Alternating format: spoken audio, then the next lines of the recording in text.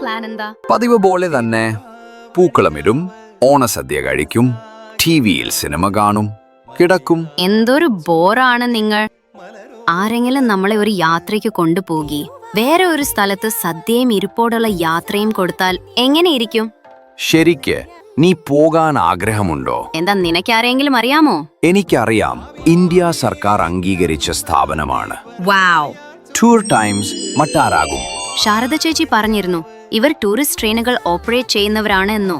അതെ, ഇന്ത്യൻ റെയിൽവേസിന്റെ south star rail നൊപ്പം ചേർന്ന് ഈ ഓണത്തിനായി മുഴുവൻ ടൂറിസ്റ്റ് ട്രെയിൻ ഓപ്പറേറ്റ് ചെയ്യുന്നു. എവിടെയൊക്കെയാണ് പോകുന്നത്? ഗോ, ഖജുരാഹോ, അജന്ത, ഏലോ. ഗോവയും ഖജുരാഹോയും സൂപ്പർ. 10 ദിവസത്തെ സ്വകാര്യ ട്രെയിൻ യാത്രയാണ്. അത്രയ്ക്ക് ചെലവായിരിക്കുമല്ലേ? നമ്മൾക്ക് 33% സബ്സിഡി ലഭിക്കും ഈ യാത്രയ്ക്ക്. സുരക്ഷാ കാര്യങ്ങൾ? ഓരോ കോച്ചിലും സെക്യൂരിറ്റി ഗാർഡ്, കോച്ച് മാനേജർമാർ, സർവീസ് സ്റ്റാഫ് ഒക്കെ ഉണ്ടാകൂ. എങ്ങനെ ബുക്ക് ചെയ്യാം?